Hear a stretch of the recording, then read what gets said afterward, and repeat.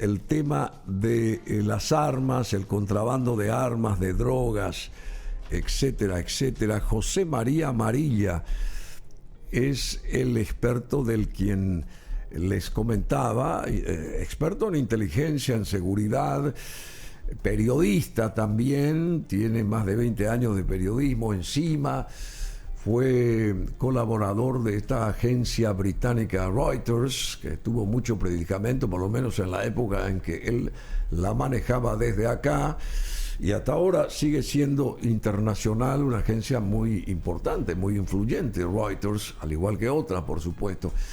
Entonces saludamos al caro amigo José María Amarilla. ¿Cómo te va? ¿Cómo estás, Bruno? Un saludo a la audiencia. Siempre es un gusto estar contigo. No, igualmente, igualmente. En tus iniciativas tan innovadoras, ¿verdad? Ah, sí. No, pero a mí me llama la atención que esta historia del tráfico de armas, ¿qué es traficar armas? Paraguay tiene la capacidad de formar parte del tráfico de armas, porque acá hay todo un operativo que se llama Dacobo, es una operación Dacobo, y en Brasil están abocados a este operativo y en Estados Unidos están abocados a este operativo también. Y en Paraguay también nosotros formamos parte de este operativo. Es importante Paraguay para este nexo, el de traficar armas, digamos. ¿La plata va para quién? ¿Para los de acá o para los de allá, digamos? Brasileños estoy hablando. Mira, hay varias cosas en lo que estás planteando. Son asuntos muy interesantes. Lo primero que hay que decir es que en general el mayor beneficio siempre en los tráficos ilícitos quedan los países de destino, ¿sí?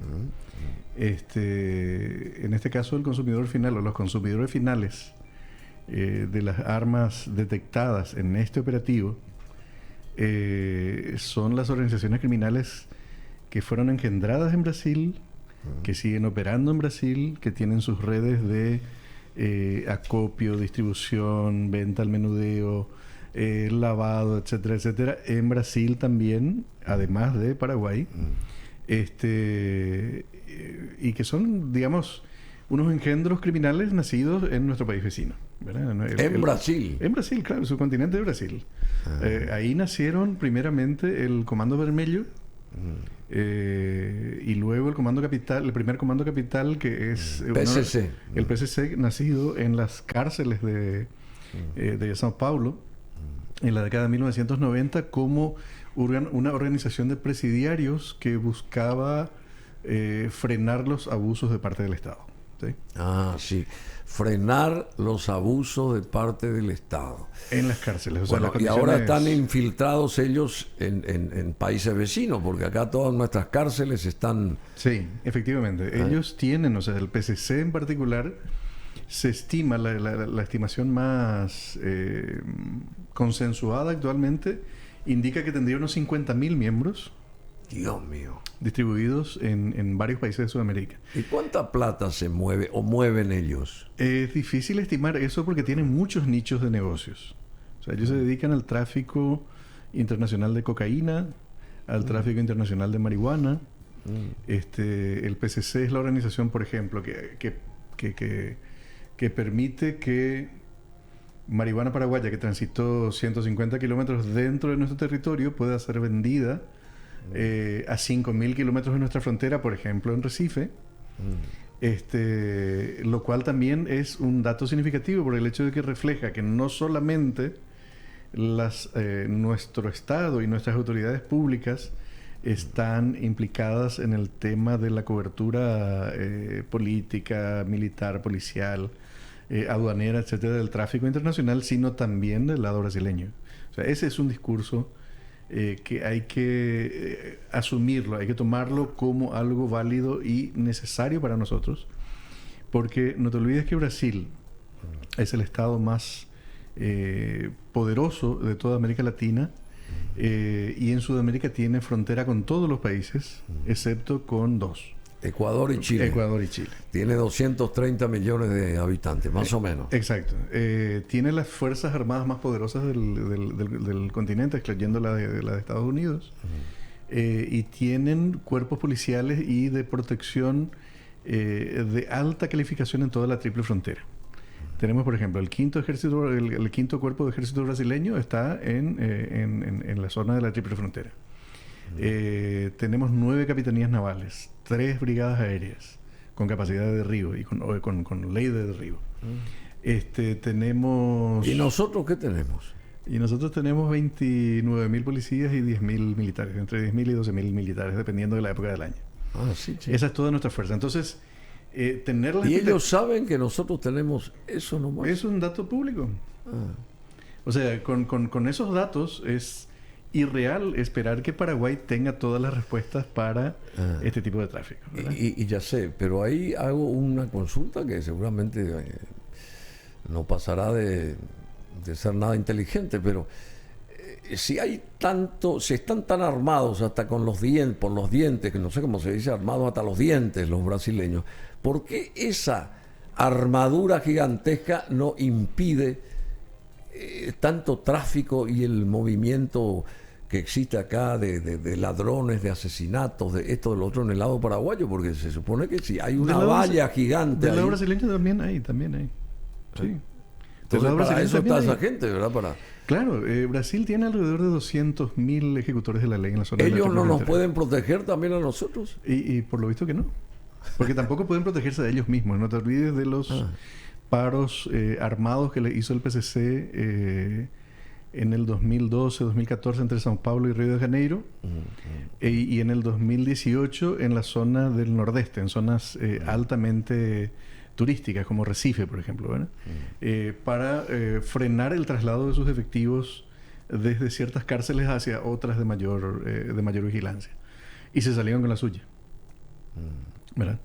Es decir, estamos hablando de organizaciones criminales que tienen un extremo poder armado y que tienen una altísima capacidad adquisitiva y que puede pagar, por ejemplo, por un fusil semiautomático que en Estados Unidos costaría 600, $800, que en Europa cuesta $1,000, $1,200, ellos pueden pagar tranquilamente $10,000, $12,000, $15,000. Bueno, por eso esa cantidad de dinero impresionante. Así es.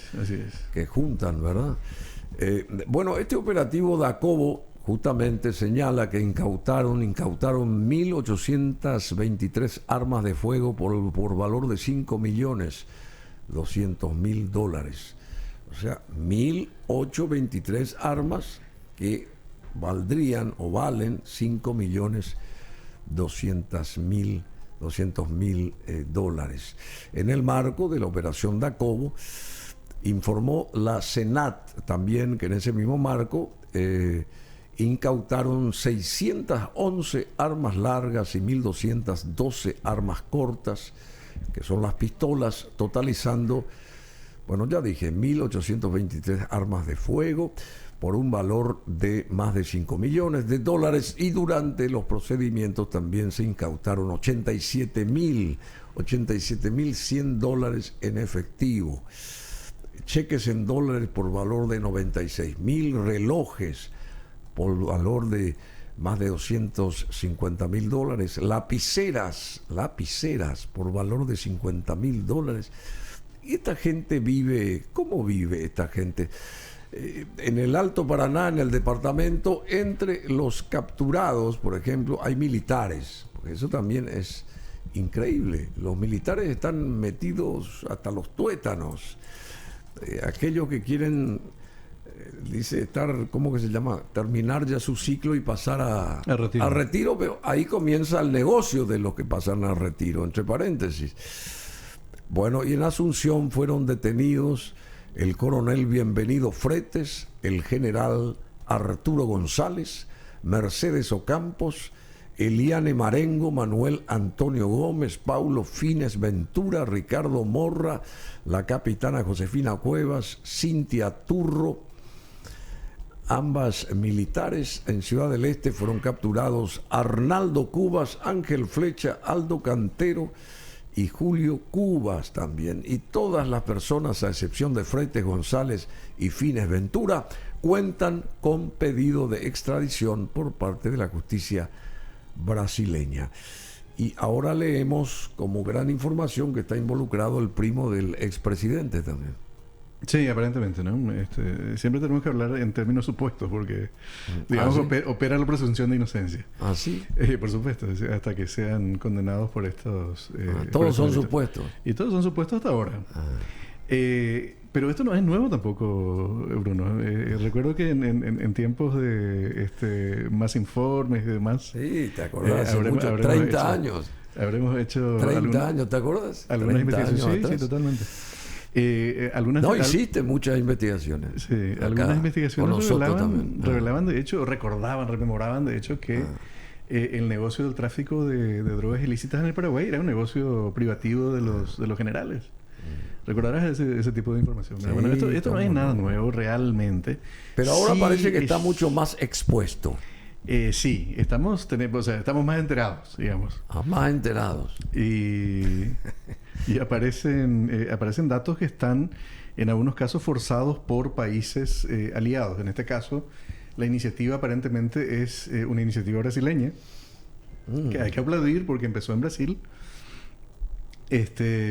con un importante apoyo de los Estados Unidos, que es un apoyo habitual en el sentido de el combate a ciertos tipos de tráfico, y que además involucra a algunos países de Europa. Fíjate que Dakovo, es una ciudad serbia. Perdón. Diákova es Dakovo. Diákova. Ahora aprendí esto. Dakovo es en serbio. Sí, no, Diákova es en Serbia. Diákova, no, ya sé, pero sí. Es una ciudad serbia. Sí, es una ciudad serbia.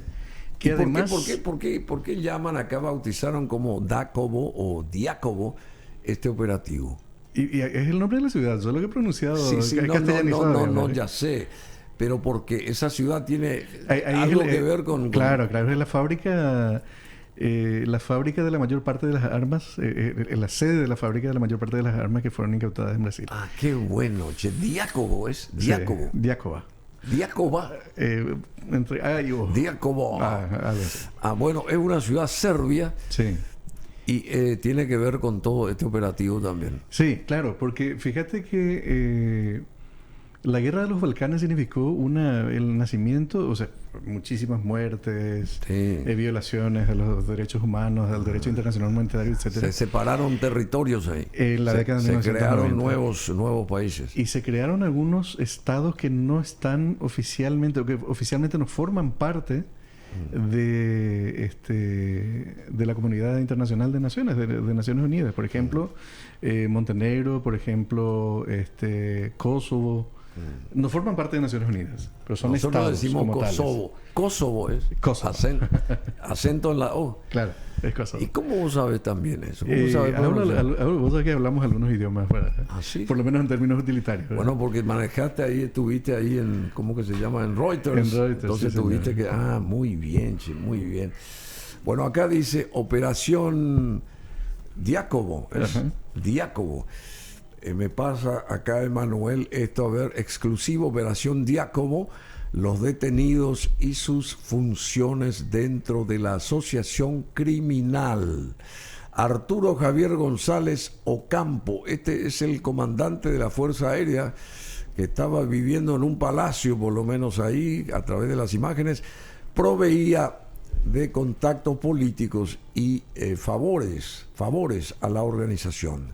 Después está un tal Bienvenido Santiago Freites González, ex jefe de RENAR. El Registro Nacional de Armas del RENAR.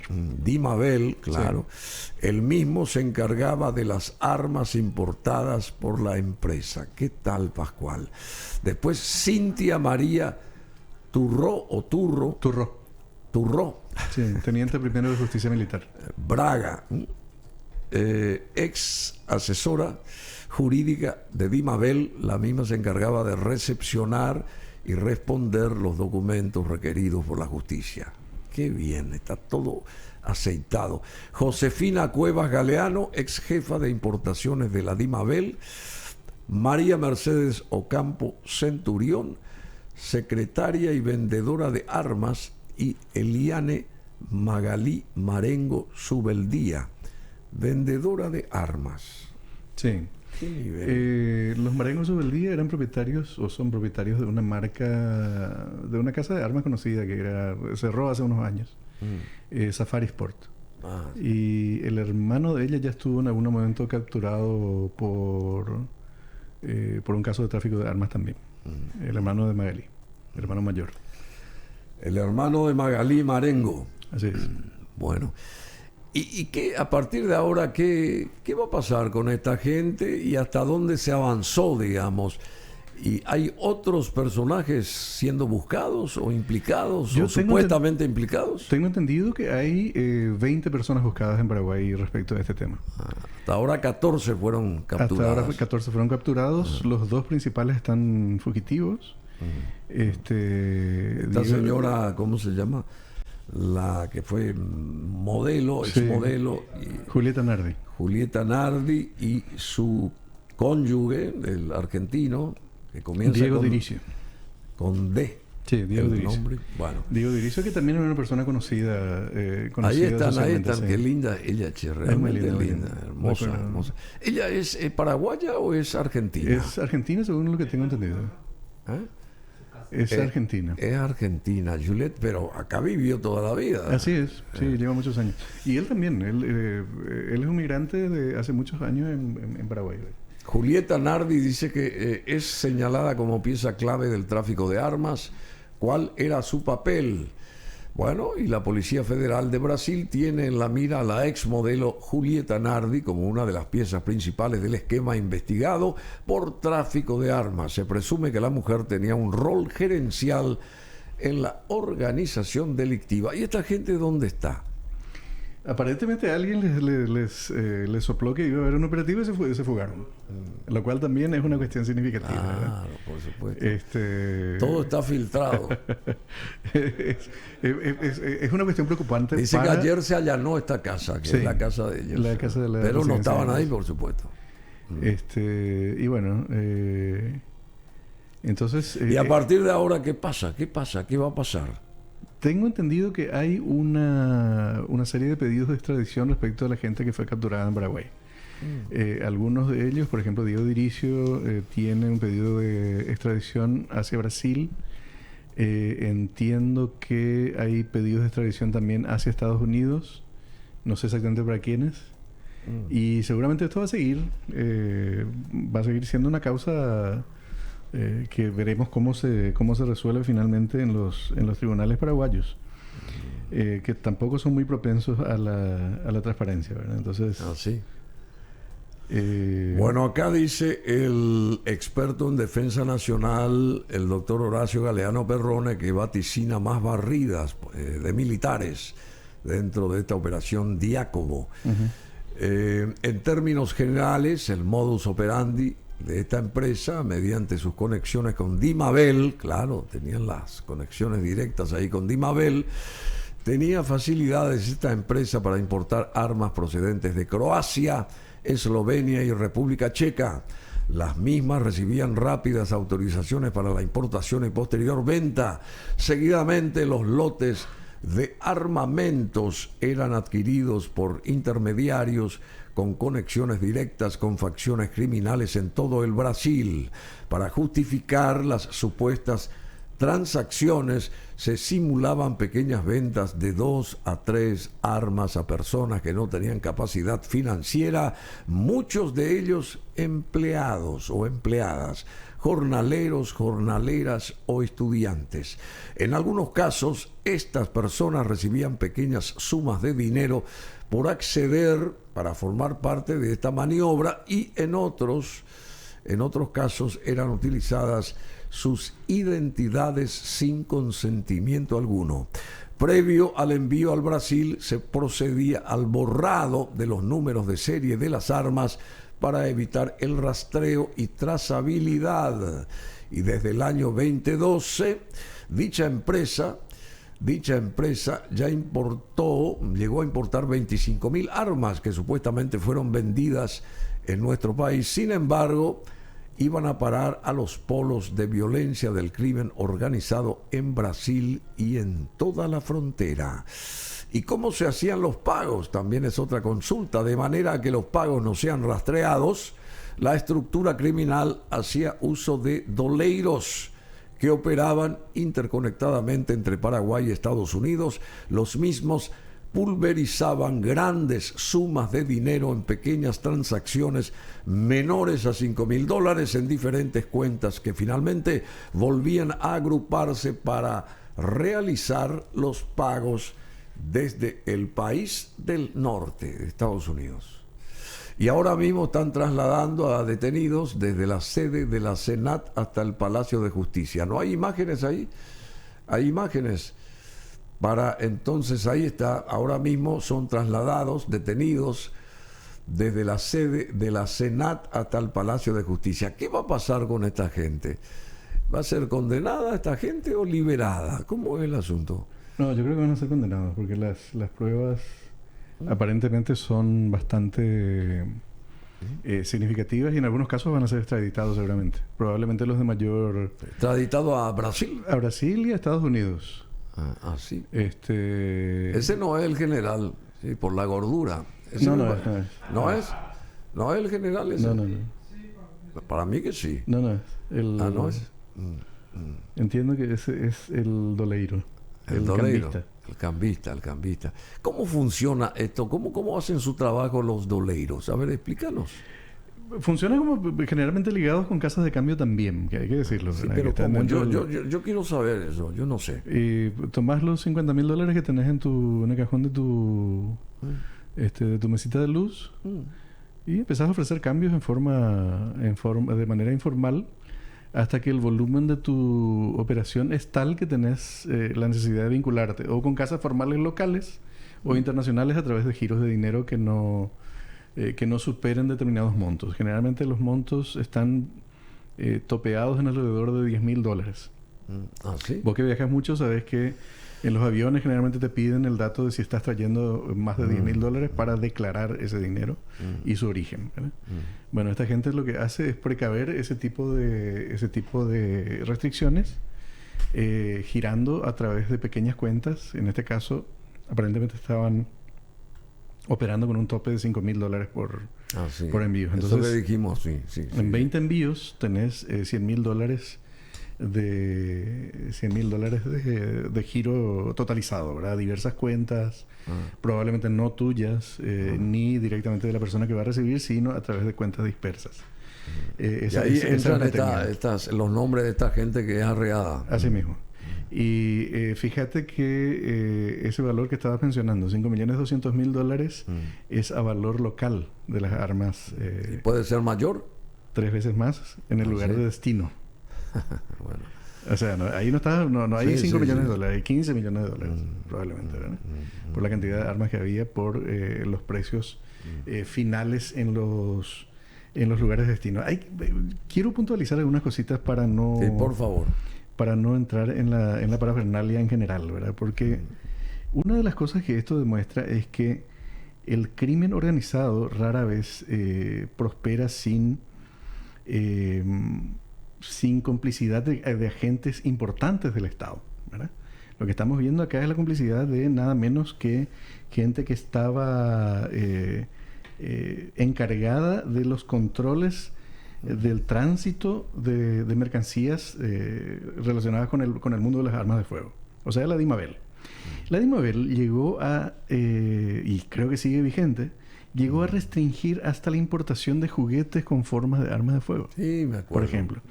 Y cuando vos querés legalizar o sea, vos comprador, Bruno Masi, ciudadano, honesto, trabajador, etcétera, vos querés legalizar un arma de fuego, te hacen pasarlas de Caín.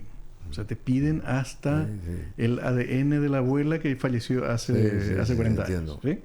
Estoy exagerando, obviamente, ¿verdad?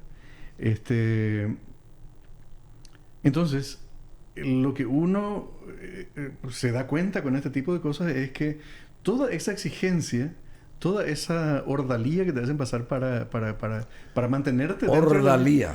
Sí. Ordalía. Ordalía. Qué bueno, mira, aprendí hoy ese término. Es un término medio... Ordalía, me gusta. Bueno, ya, fue válida tu presencia. Bueno, Ordalía. Y después... Viene del término... O sea, es un anglicismo en realidad. Ordeal. O sea, bueno, muy bien. Ordalía. Bueno, después... todo eso que te hacen pasar para mantenerte dentro de la ley, o sea, para vos que querés mantenerte dentro de la ley, en realidad es una cortina de humo para disfrazar que por debajo de la mesa estaban pasando miles de armas de una manera completamente descontrolada, ¿verdad? Entonces, eso nos hace...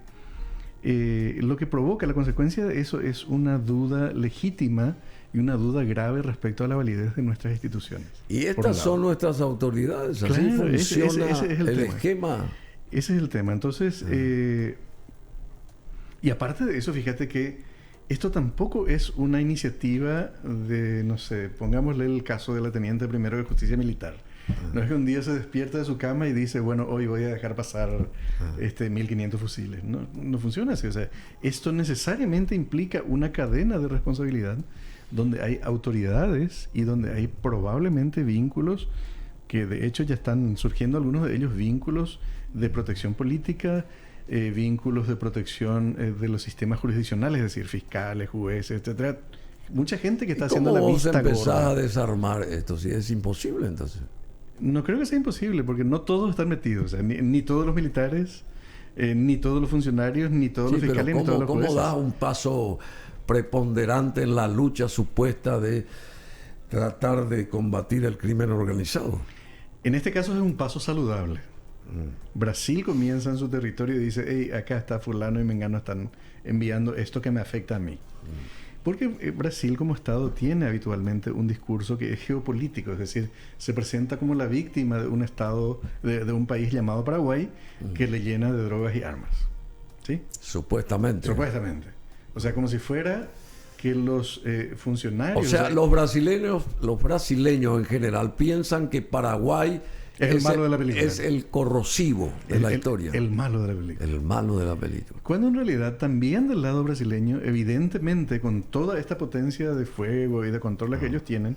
Y de mercado, porque ahí están 200 millones y más de personas. Claro.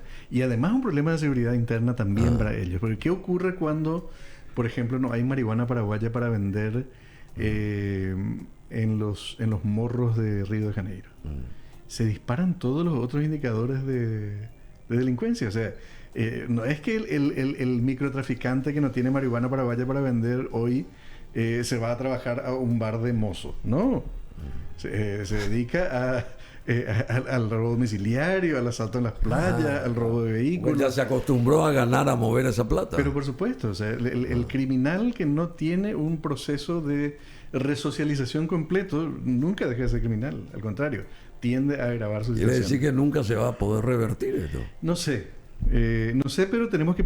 Tal vez no se puede revertir del todo, pero se puede disminuir. Pero vos dijiste que esto comenzó hace tiempo ya. Así es. Y bueno, ¿qué quiere decir? Que ahora tiene más visibilización nomás, aparentemente. O sea, en este caso descubrimos un caso, Sí, Aramos dijo el mosquito, entiendo. Se descubrió un caso significativo, pero no significa, eso no implica que esto vaya a desaparecer. O sea, la demanda de armas de los grupos, quiero ser muy claro en esto, la demanda de armas de los grupos criminales que operan en Brasil y que controlan parte del territorio de Brasil y que le disputan la soberanía de ciertos territorios al Estado brasileño, al más potente de todo el continente, excepto por Estados Unidos, esa gente tiene la necesidad y tiene los recursos para seguir comprando armas del mercado negro. Y lo van a seguir haciendo. ¿Y dónde queda Argentina acá? Si la cabeza es un argentino, ¿dónde queda Argentina? Es difícil decir en este momento, ¿verdad? Pero evidentemente las organizaciones... O sea, digo como mercado, porque tiene 47 millones de habitantes esa Argentina. Sí, pero su poder adquisitivo está bajo, a pesar de que la tradición deportiva, la tradición de cacería, la tradición de consumo de armas en la Argentina siempre fue... más controlada. Más controlada, pero sí un mercado grande también. Y más transparente que el nuestro, ¿verdad? O sea, más transparente que el Brasil también, ¿verdad? En la Argentina nunca se prohibió... O sea, nunca llegamos a este extremo que tenemos hoy en Paraguay. O se prohíbe la importación de armas al Paraguay. ¿Y en Estados Unidos cómo? Porque en Estados Unidos es a todas luces es fácil comprar un arma y portarla inclusive. Depende de los estados. O sea, ¿Cómo? Claro, Estados Unidos también tiene hay un montón de crímenes, de esto, del otro, de asaltos y todas esas historias allá. Y no pueden tampoco contrarrestar con estas leyes que otorgan la libertad de portación de armas, de compra de armas, como si uno entra a un negocio y compra un arma, por ejemplo. Realmente no es tan fácil hoy. Incluso en los estados más liberales, por ejemplo, Texas, Kansas, el medio oeste de los Estados Unidos, que tiene una tradición armamentística más importante, no es tan fácil hoy, está más restringido. Pero la paradoja es que incluso los estados que son altamente restrictivos, por ejemplo el de Nueva York, igual tienen incidentes armados muy frecuentes. Y en los estados que son más liberales en ese sentido, conviven dos realidades. Por un lado es la delincuencia común, digamos que tiene indicadores muy bajos, como por ejemplo en Texas. Y la delincuencia armada, en general la delincuencia común armada, tiene una limitación importante por el hecho de que mucha gente porta armas. O sea, no es tan fácil venir y asaltarle a José Amarilla porque probablemente José Amarilla tiene un arma que está dispuesto a usar, ¿verdad? Decime, ¿y cómo funciona un mercado o un país como México? Porque sabemos que en México también hay, qué sé yo, este mundo es uno de los más gratificantes en cuanto a resultados monetarios y todo ese tipo de cosas. ¿Y cómo México funciona, digamos? Porque México también lucha contra todo esto, ¿verdad? Contra el contrabando, las drogas, las armas, etcétera, etcétera. Asesinatos. Y Colombia, inclusive, amén de todo ese tiempo de 50 años, que fue un tiempo luctuoso para los colombianos, hasta ahora ellos no pueden manejar, tener la seguridad del manejo del allanamiento de este mundo perverso, digamos, delictivo, porque Colombia todavía persiste en Colombia, no sé si porque quieren todos ser Escobar Gaviria allá, no sé cómo es el asunto, pero tampoco es un país que se despojó de esta historia, ¿verdad? No, de hecho, a mí me sorprende un poco de vez en cuando la colaboración, o sea, la admiración que la gente expresa por Colombia, ¿verdad? La gente, digo, las autoridades, formuladores de políticas públicas. A mí no me gustaría que Paraguay se parezca a Colombia. Colombia tiene indicadores sumamente graves, por ejemplo, en materia de secuestros. Mientras nosotros tenemos un promedio de 2 secuestros por año, ellos tienen miles. Así, che. Así es. Y México es un estado sumamente degradado en cuanto al combate a la delincuencia. Está básicamente dominado por... Fíjate en este dato, Bruno. En la década de 1990 había 5 cárteles operando en México de una forma activa. Hoy 5. Hoy hay 150 cárteles que se disputan todo el territorio, incluso los lugares vacacionales a donde la gente con cierto poder adquisitivo va, como por ejemplo Cancún, que parece un paraíso, etcétera, son zonas dominadas por la mafia y dominadas desde la persona que viene a ofrecerte pequeños servicios o productos en la playa hasta los grandes espectáculos, discotecas, lugares de... Claro. Bueno, decime, ¿y Europa también está inficionada con todo esto? Ahí quería llegar. Europa también, o sea, en esto no tenemos que perder de perspectiva en esta situación. En esta situación.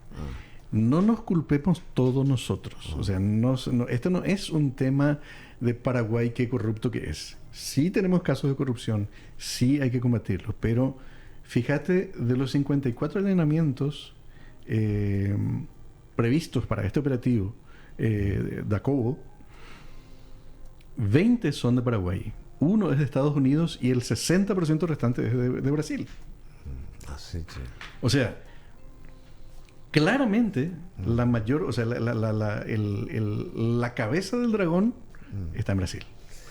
No nos culpemos nosotros. Ahora, en la cadena de suministro, el inicio está en Europa, en la civilizada Europa, ¿verdad? Que tuvo sus y que sigue teniendo estos conflictos internos tan significativos, por un lado con las ex repúblicas soviéticas, Osetia y otros lugares, las ex repúblicas balcánicas, Kosovo, Albania, todo lo que surgió de... En Marsella, en Francia, también hay un montón de... Por ejemplo. Y películas que tienen sus organizaciones mafiosas sumamente poderosas. La mafia rusa es altamente poderosa en toda Europa. La mafia rusa, la italiana. Las mafias italianas, que son varias, y hoy la más poderosa probablemente es la 'Ndrangheta, que es la mafia calabresa, es un decir porque opera en todo el continente europeo en realidad, y controlan parte del norte de África y ese tipo de cosas, ¿verdad? Hace 2 semanas, unos 100 miembros de la 'Ndrangheta fueron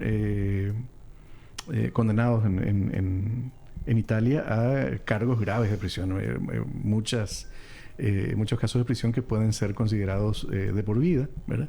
Y aún así las organizaciones siguen siendo poderosas. Y se quedan con la mayor parte de la ganancia, por ejemplo, el tráfico de cocaína. La cocaína pura en Colombia o en Bolivia cuesta $1.500, $1.600 por kilo, 100% de pureza. Puesto en Paraguay vale alrededor de $5.000.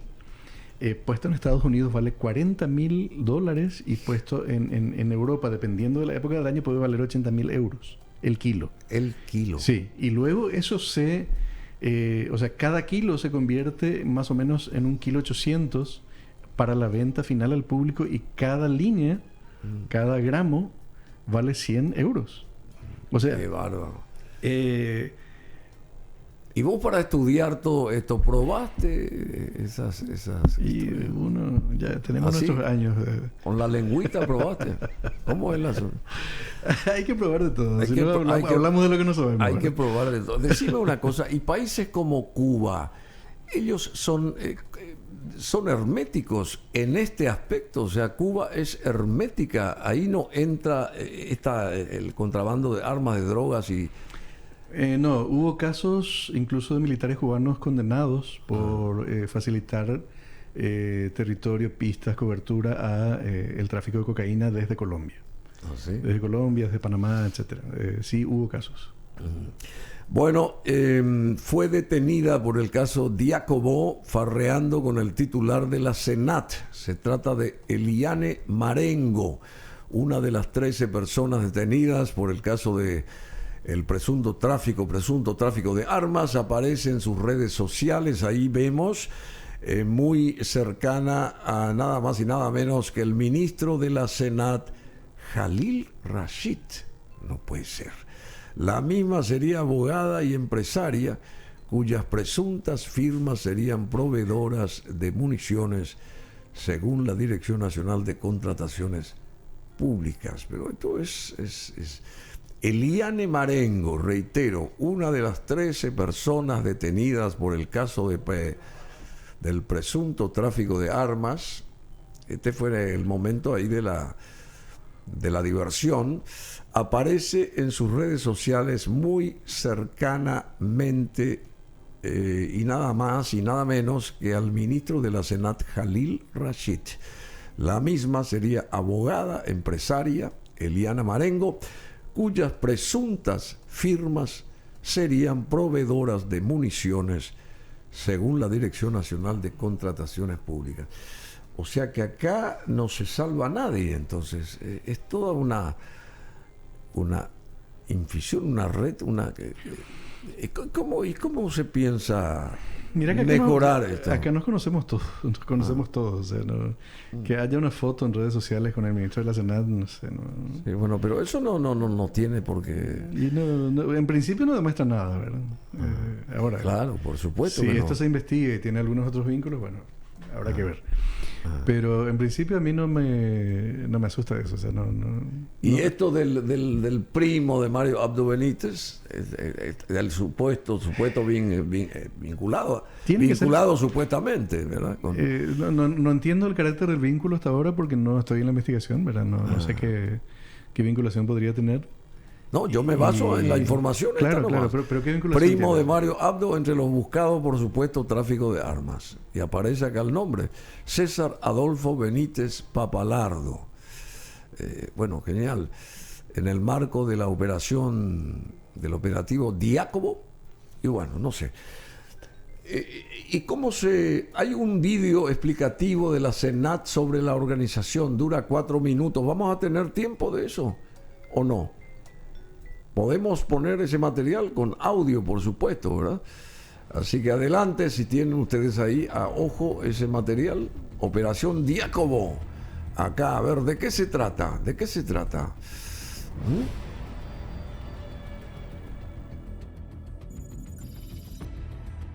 Ahí está la ciudad de... Investigación destinada a la desarticulación de uno de los esquemas de tráfico internacional de armas más importantes de la región, con asiento en Paraguay. La estructura engranaba distintos actores en los que se encontraban empresarios, funcionarios públicos, militares y facciones criminales del Brasil. Un negocio ilícito que movilizaba enormes caudales de dinero.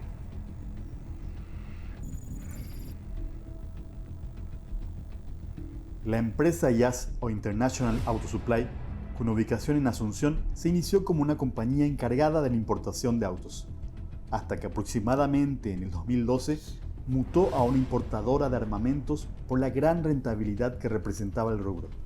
A la fecha, llevan importadas alrededor de 25.000 armas, la mayoría fusiles. Si bien las organizaciones criminales de Latinoamérica se surten de Estados Unidos para la adquisición de arsenales a través del mercado negro, Paraguay, considerado por ese país como ruta principal para el tráfico de armas en Sudamérica, tenía vedada la posibilidad de realizar compras. De ahí que las organizaciones criminales posaron sus ojos sobre fábricas europeas, en especial aquellas ubicadas en Croacia, Eslovenia y República Checa, países en constante conflicto. El mecanismo entraba en acción y el método de pago, Hawala System, iba a ser el soporte que movilizaría enormes cantidades de dinero sin dejar rastros, ya que se realiza por fuera del circuito económico.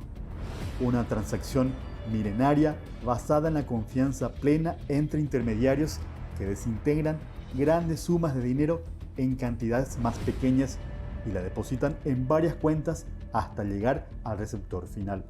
De esta forma, IAS contaba con un encargado paraguayo en el manejo del dinero conocido con la figura del doleiro, o persona que opera con dólares. Esta, a su vez, iniciaba contacto con otro doleiro residente en los Estados Unidos.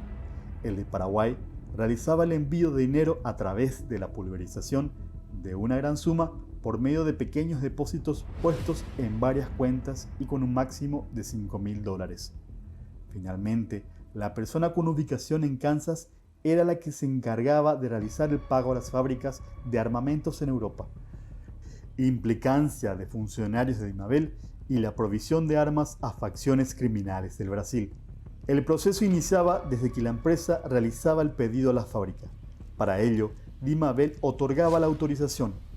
Una vez que la institución consentía el pago, se ponía en marcha el sistema Hawala con el doleiro paraguayo y el ubicado en los Estados Unidos. Las armas llegaban a Paraguay y Dimabel realizaba una verificación. Muchos armamentos de gran calibre eran adecuados para ajustarse a la ley de armas. Funcionarios del organismo legalizaban las documentaciones y colaboraban con la compañía en agilizar los procesos o frenar potenciales competencias en el mismo rubro. Los arsenales ya eran traídos sobre pedidos y el siguiente paso consistía en llevar una gran parte de los mismos a vendedores, principalmente de Ciudad del Este, quienes se encargaban del borrado de serie para evitar la trazabilidad y el rastreo en el momento de traficarlos al Brasil. Así dotaban de poder de fuego a las organizaciones criminales de ese país. Pero antes del envío de cargas a la frontera, IAS simulaba transacciones en las que nuevamente pulverizaban pequeñas ventas en unidades a particulares. Para ello, recurrían a la utilización de documentaciones de personas sin capacidad financiera para la compra, entre ellas jornaleros, cajeras de supermercados, hasta estudiantes a los que pagaban una suma. Bueno, esto más o menos ya habíamos anunciado, esa gente era arreada, utilizada, etcétera, etcétera. Este vídeo explicativo muy importante para saber cómo se mueve esta organización, explicativo el vídeo de la Senat sobre la organización Jacobo en este caso. Pero hay una primicia acá que nos va a comentar el periodista José María Amarilla. Hay una empresa que está construyendo un barrio cerrado en Luque y se llama Paraguay Welfare. Paraguay Welfare. Tenemos ahí la imagen del logotipo ahí en pantalla, o la dirección o algo así, porque recién he visto un... Bueno, y este barrio cerrado se hace ¿cómo? Porque primero, esa cantidad de 45.000 armas que se exporta supuestamente la cantidad a Brasil, acumula una gran cantidad de millones de dólares que asciende a... Bueno, en principio, a ver, hablemos de las cifras con precisión. Lo registrado como exportación por este grupo por esta empresa allanada es $25.000, es la estimación local. IAS. En Brasil, la Policía Federal estima que en realidad en total fueron 43.000 armas en los últimos 3 o 4 años, ¿sí? Con características similares a las que están demostradamente exportadas por este grupo. Y este grupo con esas armas juntó ¿qué cantidad de dinero? Acá. Según la estimación del precio final, de los precios finales en Brasil, $240 millones. Para mí es $250 millones según mi cálculo. En Brasil. O sea, eso es lo que tendrían que haber recibido. Esa es la cantidad de armas que dice... De los 43.000. Si fuesen solo 25.000, estamos hablando de 150 millones. Pero lo mismo es muchísimo. Es muchísima plata, ¿verdad? Y con eso, ese dinero tenés que lavarlo de alguna forma, y aparentemente uno de los emprendimientos vinculados con el grupo es de la construcción, o sea, de negocios inmobiliarios. Entre ellos el nombre de Paraguay Welfare S.A. Paraguay Welfare. Tenemos el isólogo ahí, más o menos. Es un barrio cerrado que se está terminando. Se está construyendo. Se está construyendo ahí en la ciudad de Luque. Así es. Bueno, o sea que todo esto está ramificado, y mi consulta sigue siendo la misma. ¿Cómo se palia esto? ¿Cómo se frena en algo? ¿Cómo se reconduce? ¿Cómo se aminora esta historia? Porque esto es tan frecuente, escuchar, leer, ver, qué sé yo, que entonces los chicos, los de la nueva generación, ya ni les interesa ir al colegio, sino meterse directamente a traficar armas o estar con las drogas y ese tipo de cosas, ¿verdad? Y estar en el negocio del contrabando, que es más fácil, es mucho más lucrativo. ¿Es así nomás de sencillo esto? Y en la medida que... O sea, nuestros indicadores no son del todo graves en general, Bruno. Por ejemplo, el tema de... un tema que se habla habitualmente en términos catastróficos como... la corrupción policial, por ejemplo. Nosotros tenemos una corrupción policial que anda en alrededor del 1% del personal que está denunciado, procesado y preso dentro de la Policía Nacional. O sea, y ese no es un mal indicador. No estamos en los niveles de México o de El Salvador, o bueno, El Salvador hoy está medio saneado, pero Guatemala, etcétera, donde hay, o sea, los índices de corrupción son muy altos, muy altos. 20 veces más que los nuestros, ¿verdad? Lo que ocurre, o sea, lo grave de esto es que dejamos pasar. O sea, esto pasado mañana o la próxima semana probablemente deje de ser noticia. Deje de estar... Pues ya nos acostumbramos a que sea noticia. Y asumimos como algo normal. Corriente. Que haya corrupción y que te pidan coima o que la gente esté metida en contrabando más pesado desde los cargos públicos. Y eso nos lleva o nos dirige hacia un estado de corrupción generalizada que sí es complicado ya de manejar, de controlar a la larga, ¿verdad? De manejar a la larga. Entonces, en algún momento se tiene que romper ¿Y quién puede poner el cascabel al gato acá? ¿Tenemos que traer a un Bukele alguna vez, una cosa así? ¿O cómo es el asunto? Hay mucha, no poca gente que piensa en ese tipo de cosas, ¿verdad? Pero Yo dudo que esa solución sea sustentable a largo plazo y dudo que... Que bueno, pero alguien tiene que dar el primer paso. Así es. Sino que vamos a seguir en el lodo, todo y enlodarnos mucho más, una suerte de tierra movediza, porque nos vamos a hundir todos. En algún momento esto va a ser crisis, y las crisis son sinónimos de oportunidad también. O sea, una oportunidad de mejoramiento tiene que venir probablemente a raíz de una situación mucho más crítica que lo que tenemos. Yo simplemente como conclusión te diría que esto demuestra varias cosas. La mayor parte del problema en realidad no está en Paraguay, está en Brasil, y va a seguir existiendo esa demanda. Va a seguir existiendo ese mercado negro, y en la medida que exista el mercado negro va a haber gente que le provea. Si no son de Paraguay, serán de Bolivia, de Colombia, de Perú, de algunos de los países que tienen fronteras con Brasil, o incluso de los propios puertos brasileños, que ha ocurrido en la década de 1990. Recordarás vos, se detectó que Paraguay había, entre comillas, importado tanques, cañones, etcétera, de las repúblicas soviéticas que nunca siquiera llegaron a Paraguay. Que tocaron puerto en Brasil y luego fueron, por ejemplo, a África, ¿verdad? A Shogi. Varios casos de ese tipo. Lo tercero es que el crimen organizado está demostrado. O sea, esto demuestra que el crimen organizado no prospera sin la protección política y sin la protección de autoridades de carácter nacional. Luego, el tema de las restricciones, que son absolutamente absurdas respecto al tema de los ciudadanos comunes que quieren registrar un arma y mantenerse dentro de las leyes en Paraguay. Está demostrado que fueron una cortina de humo para tapar ese tipo de tráfico, ¿verdad?